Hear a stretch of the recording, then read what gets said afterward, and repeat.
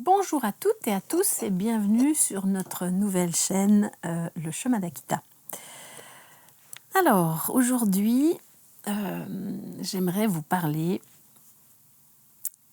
d'une expérience que j'ai faite avec mon premier cheval, Notre Espoir, que je vous ai présenté l'autre jour, qui était donc, comme je vous l'ai dit, un cheval de course, un trotteur, qui avait le gène de la course.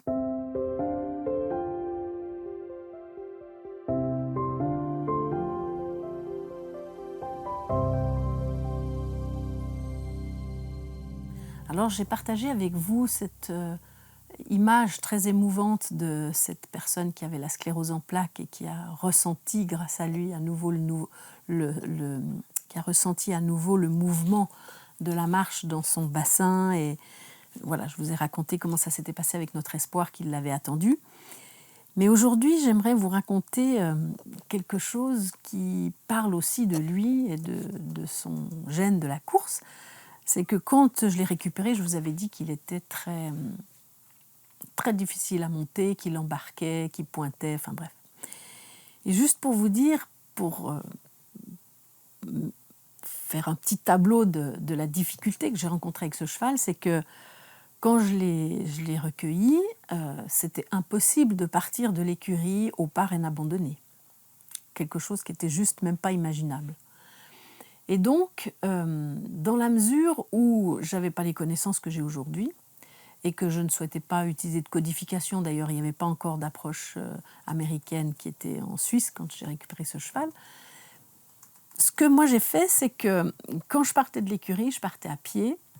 Et quand je montais dessus, dès que je sentais qu'il accélérait, pour ne pas utiliser la bride, je descendais. Je descendais.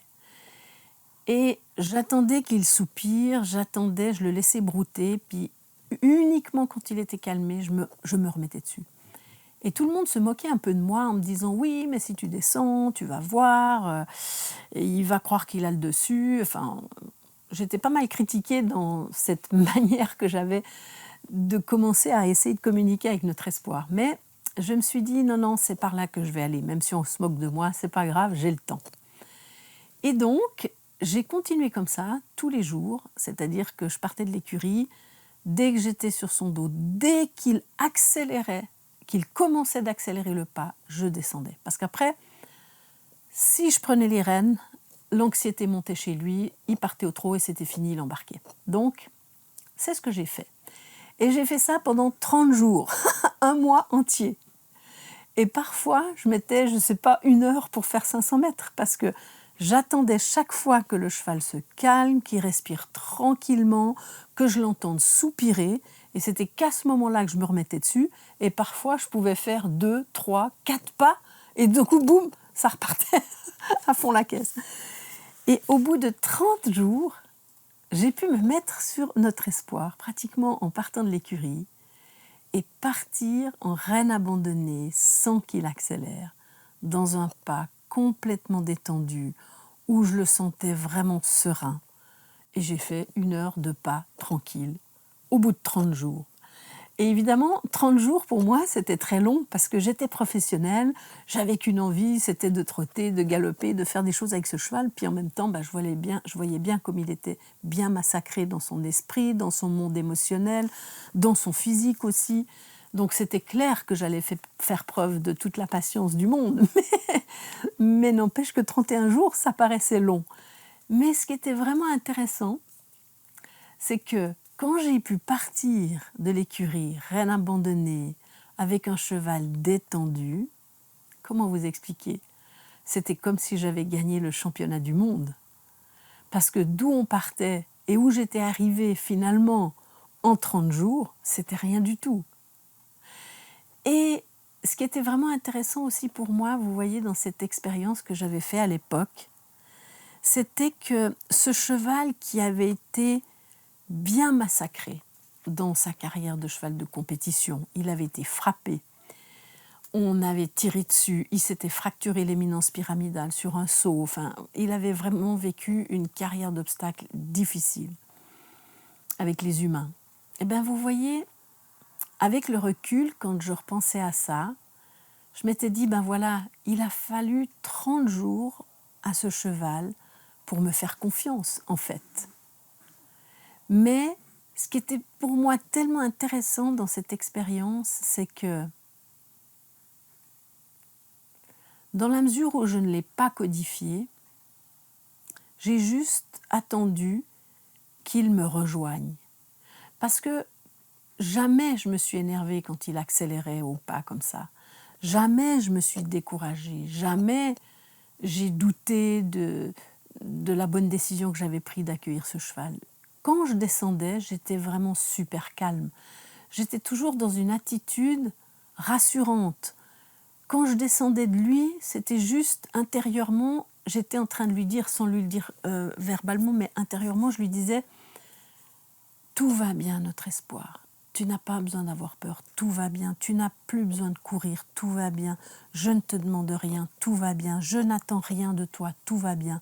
Je t'aime comme tu es. » Voilà, c'était ça, parce que quand il partait comme ça, les yeux complètement gonflés de peur, au pas à fond la caisse, je savais qu'il y avait juste des mémoires traumatiques qui remontaient dans son corps et que ce n'était pas de sa volonté, ce n'était pas ce qu'il voulait. Mais c'était comme ça, c'était plus fort que lui. Et donc, cette attitude rassurante que j'avais systématiquement avec une patience infinie, ben finalement, ça a porté ses fruits. Donc, je voyais que ce qui était plus important que ce que je faisais avec lui, c'était surtout dans quel état d'esprit est-ce que je fais la chose? Comment est-ce que je me sens quand je demande quelque chose à ce cheval? Ou quand je renonce à quelque chose? Donc ça, c'était déjà quelque chose qui m'avait touchée à l'époque où il m'avait enseigné. Il m'avait enseigné ça. Et 4 ans plus tard, j'avais besoin de connaître, en fait, la vérité sur notre relation. Parce que bien sûr que j'aimais ce cheval plus que tout au monde. C'était mon premier cheval. Je l'avais recueilli, j'avais 28 ans seulement, hein, parce que je n'ai pas eu des chevaux quand j'étais jeune. Quand j'étais jeune, j'étais groom de compétition. Ça veut dire que j'étais totalement consciente de ce que coûtait un cheval, du temps que ça demandait de s'occuper d'un cheval, de bien en prendre soin. J'étais aussi consciente des moyens financiers qu'il fallait avoir et que je n'avais pas quand j'étais jeune. Donc c'est sûr que, quand je ne pouvais pas m'imaginer avoir un cheval. Et puis quand ce garçon m'a proposé ce cheval, j'avais pas non plus beaucoup d'argent, mais je me suis débrouillée pour trouver un travail dans un manège dans lequel je pouvais avoir un appartement et un box pour mon cheval, et tout ça, ça faisait partie de mon salaire, ce qui fait que j'arrivais juste à boucler mes fins de mois en offrant tous les soins qui étaient nécessaires pour notre espoir. Donc, c'était clair pour moi que ce cheval était un ami qui m'enseignait, mais je n'avais pas la certitude de la réciprocité. Je ne savais pas vraiment ce qu'il pensait de moi, notre espoir. Enfin, je sais qu'il pense rien, ou pas comme nous, mais j'avais besoin un jour de connaître la vérité de cette relation. Et j'ai décidé un jour d'enlever la bride. Et j'étais donc dans un petit manège dans le canton de Genève. Et ce jour-là, je dis, allez, je veux voir ce qui se passe entre lui et moi. J'enlève la bride. Et je me suis retrouvée sans selle, sans bride dans le manège. C'était en 1993, hein, donc pour vous dire, ça fait un bon petit moment. Et puis, c'était la grâce. C'était la grâce. Je regardais pour aller à gauche, il allait à gauche. Je déplaçais mon regard à droite, il allait à droite. Je donne une petite impulsion pour partir au trot, il part au trot. Je pense de revenir au pas, il se remet au pas. J'étais dans une espèce d'état de grâce complet où, j'avais 28 ans, à 32 ans, je réalise mon rêve. C'est d'être en liberté sur un cheval, c'est-à-dire redonner la liberté au cheval. Et ça, pour moi, c'était plus qu'un rêve, c'était une promesse que j'avais faite à tous mes chevaux d'école que je montais quand j'étais jeune. Je me disais, quand je voyais la maltraitance qu'il y avait dans ces centres équestres, souvent quand je confiais des choses à ces chevaux qui étaient souvent pas des gentils chevaux, et c'était tout le temps moi qui m'en occupais parce que personne ne voulait s'en occuper, souvent je leur disais, mais moi, si un jour j'ai un manège, jamais on traitera les chevaux comme ça, jamais on traitera les humains comme ça, et je vous redonnerai votre liberté. Et c'était un petit peu comme quelque chose de viscéral en moi, quoi. Et donc, ce jour-là, je réalise cette aspiration. J'enlève la bride de mon cheval et en plus, la grâce, elle est au rendez-vous. Alors, je ne vous explique pas.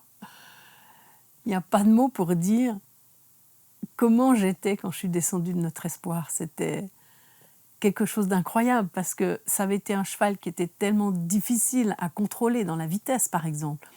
Et je ne vous cache pas qu'à cette époque, n'ayant pas les connaissances que j'ai aujourd'hui, ni les outils que j'ai pu découvrir et éprouver, ben des fois, je montais avec un mors assez sévère avec lui parce que je n'avais pas d'autres moyens à cette époque de le gérer. Mais même comme ça, il était très, très difficile à gérer. Je ne contrôlais pas vraiment sa vitesse. Alors, il ne m'embarquait pas comme il a embarqué les autres cavaliers, mais par contre, je n'avais pas une vraie maîtrise de cette vitesse, hein. Donc, je faisais toujours attention, que ce soit des petits chemins à la montée, que je sois sûre que je ne me retrouve pas raide embarquée à la descente, enfin voilà. Et donc, je vis la grâce. Et là, quand j'ai vécu ce moment de grâce, j'étais loin de m'imaginer que Notre Espoir allait m'ouvrir un champ de recherche infini, de découverte sur moi-même infini. Parce que le lendemain, je vous laisse imaginer, je reprends Notre Espoir dans l'espoir de retrouver cet état de grâce du jour d'avant. Et j'avais cet espoir de revivre ce moment suspendu dans le temps où il n'y avait que de la communion, que de l'attention réciproque, que de l'écoute profonde.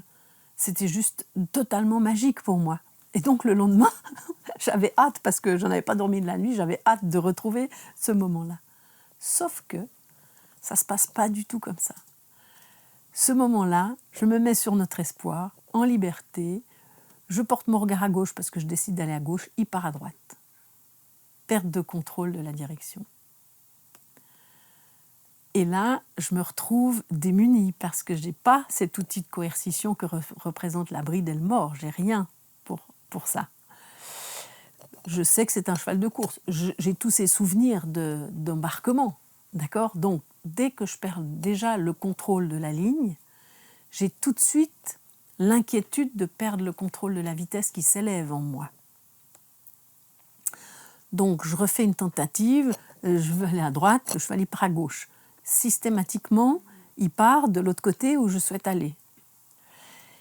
Et là, tout d'un coup, l'inquiétude fait son œuvre en moi. La peur grandit en moi. Le cœur se met à accélérer. D'accord ? Donc, je ne suis plus du tout dans le calme et dans l'innocence de la première expérience. Et là, mon cheval part au trot sans que je lui demande. Et ensuite, il part au galop. Et donc, je ne vous explique pas dans quel état je me suis retrouvée de peur, vraiment. Une peur qui s'est élevée et qui m'a montré comment, dès que la peur s'élève, tout se durcit en moi. Et j'ai commencé à chercher à me cramponner jusqu'à sauter en bas, parce que j'avais peur de justement que ça aille beaucoup trop loin, donc j'ai sauté en bas. Et là, c'était vraiment intéressant, parce que vous voyez, jusqu'à ce moment-là, je pensais être une cavalière qui avait un bon équilibre, en fait, parce que j'avais fait un peu de compétition avec les chevaux, voilà, j'étais groom de compétition internationale, donc j'avais de l'équilibre. Mais n'empêche que dans cette situation-là, je n'avais pas du tout d'équilibre. J'ai senti que j'avais aucun équilibre, que je maîtrisais rien du tout. Et tout ça, ça m'a poussée à observer qu'en fait, contrairement aux apparences, j'étais quand même tout le temps dans le contrôle de l'autre. J'étais tout le temps en train de chercher à contrôler l'autre, le cheval en l'occurrence. Et c'est très intéressant parce que les jours qu'on suivit ont été extrêmement douloureux pour moi parce que j'avais été touchée par la grâce. Je savais que c'était possible. Mais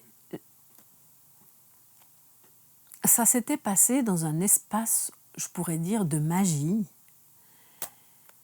qui fait qu'on est saisi par l'expérience, mais on n'est pas conscient de c'est quoi qui fait qu'il y a cette unité. Vous voyez, je n'ai pas eu le temps d'être consciente parce que j'étais tellement saisie par cette grâce qu'il n'y avait pas d'analyse, il y avait pas de conscience de ce qui se passait.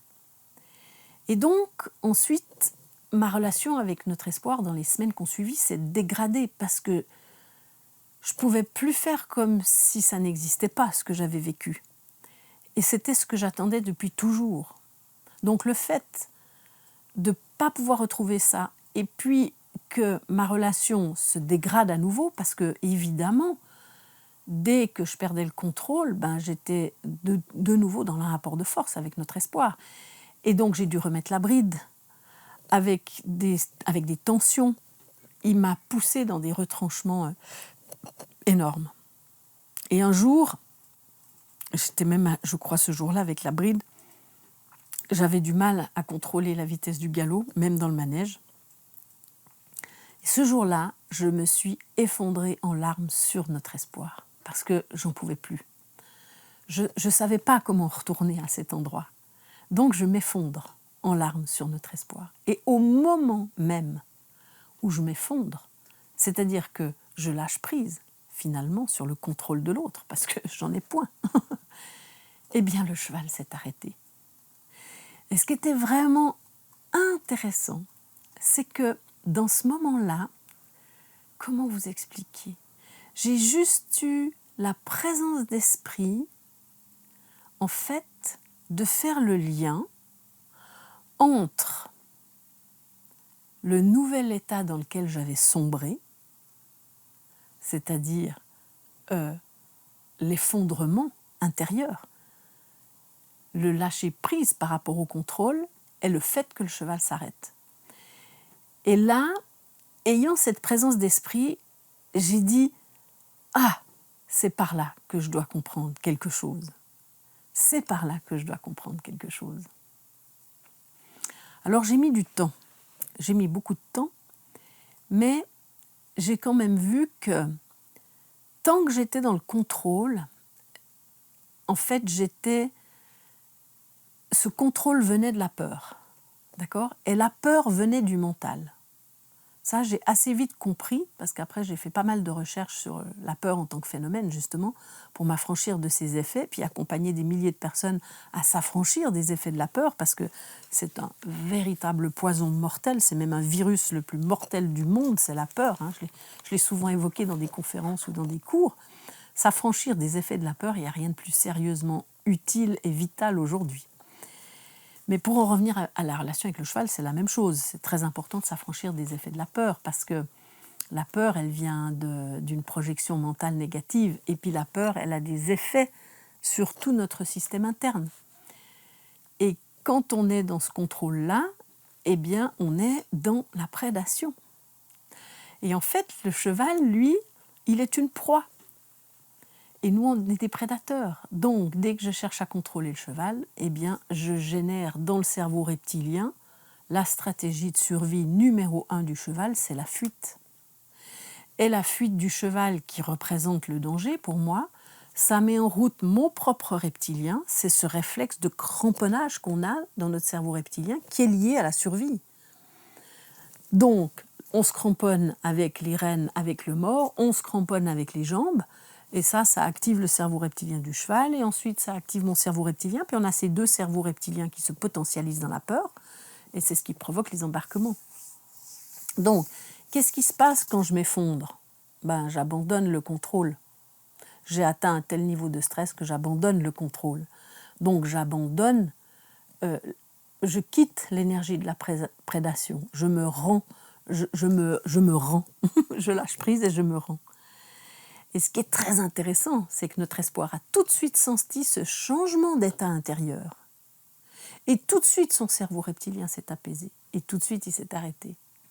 Ça, c'était vraiment quelque chose d'intéressant. Donc voilà un petit peu l'histoire que je voulais vous raconter par rapport à notre espoir aujourd'hui, parce que c'est vraiment... Il y a eu dans ma carrière, en fait, des espèces de paliers dans ma recherche. Il y a d'une part chaque année des thèmes qui s'élevaient que je devais approfondir, comme la présence, comme la maîtrise de la vitesse, comme la maîtrise de la direction, comme la posture, comme la puissance d'être ensemble. Enfin, il y a beaucoup de thèmes qui apparaissaient chaque fois au début de l'année et j'approfondissais ces thèmes.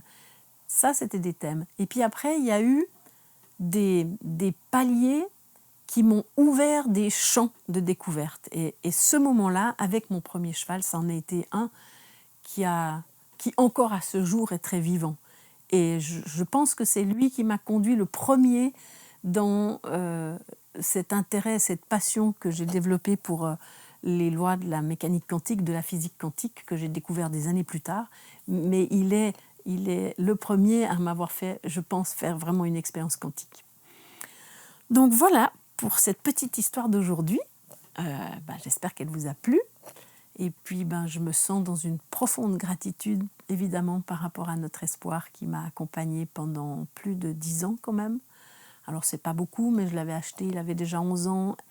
Et puis, j'étais très triste, en fait, parce que je lui ai offert une très belle retraite dans le Jura, dans une super écurie, avec des pâturages à plus en finir. Il était en troupeau. Il était heureux, puis moi, je rêvais à cette époque-là qu'on me téléphone un matin pour me dire, voilà, on a trouvé notre espoir mort dans le parc ce matin. Je pensais qu'il allait s'endormir un soir de pleine lune, paisiblement. Et puis en fait, c'est pas comme ça que ça s'est passé. Il s'est cassé une jambe au parc et j'ai dû aller le rejoindre là-bas pour l'accompagner dans son dernier moment. Et c'était une grande douleur pour moi de perdre ce cheval de cette façon. Et à cette époque, j'avais envie de tout arrêter. J'ai failli tout arrêter après la mort de notre espoir parce que voilà, c'était trop dur pour moi de le perdre de cette façon. Et après, je vous raconterai qui est arrivé dans ma vie après pour me raccrocher aux chevaux pour pas que j'abandonne à ce moment-là. Mais je vous le raconterai dans une prochaine histoire, un peu plus tard. Mais ouais, c'est le premier cheval que j'ai perdu. Voilà, alors écoutez, je vous souhaite une très belle journée et puis je vous dis à très vite pour une prochaine histoire d'un cheval d'Akita. Belle journée, au revoir.